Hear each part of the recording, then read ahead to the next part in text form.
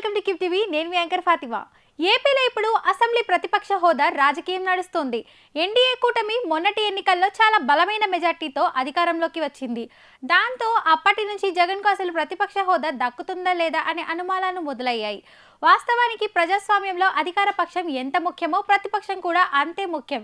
ఎందుకంటే అధికార పక్షం చేసే తప్పులను ఎప్పటికప్పుడు ఎత్తి చూపించేందుకు ప్రతిపక్షం చాలా అవసరం. అంతేకాకుండా ప్రతిపక్ష పార్టీలను వాయిస్ ఆఫ్ ది పీపుల్ గా గుర్తిస్తుంటారు. ప్రజా సమస్యలను వినిపించే గొంతుకగా ప్రతిపక్ష పార్టీ పనిచేస్తుందనేది అందరికీ తెలిసిందే. ఇప్పుడు ఏపీలో కూడా అలాంటి పాత్ర కోసమే జగన్ ప్రతిపక్ష హోదా అడుగుతున్నారు. ఏపీలో 4 పార్టీల నుంచి ఎమ్మెల్యేలు ఉన్నారు. టీడీపీ, జనసేన, బీజేపీలు కలిసి కూటమి ప్రభుత్వాన్ని ఏర్పాటు చేశాయి. ఇక మిగిలింది వైసీపీ ఒకటే కాబట్టి 100% ఆ పార్టీకి ప్రతిపక్ష హోదా దక్కాలి. అయితే అసెంబ్లీ సీట్లలో 10% వస్తేనే ప్రతిపక్ష హోదా వస్తుందనే విషయాన్ని ఎన్డీఏ నేతలు ఎత్తి చూపిస్తున్నారు. కాగా దీనిపై జగన్ కూడా పోరాడుతున్నారు.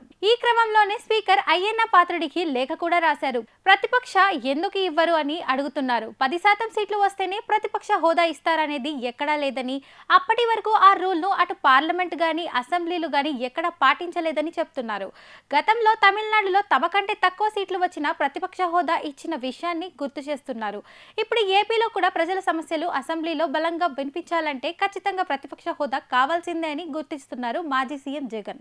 అయితే జగన్ అడిగిన దాంట్లో కూడా ఒకంత న్యాయం ఉందని అంటున్నారు వైసీపీ నేతలు. అసెంబ్లీలో అధికార పక్షం ఎమ్మెల్యేల వాయిస్ ఒకటే వినిపిస్తే అది ప్రజాస్వామ్యానికి మంచిది కాదని, ప్రతిపక్ష నేతల వాయిస్ కూడా వినిపిస్తేనే అప్పుడు ఆ సభకు గౌరవం దక్కుతుందని చెప్తున్నారు.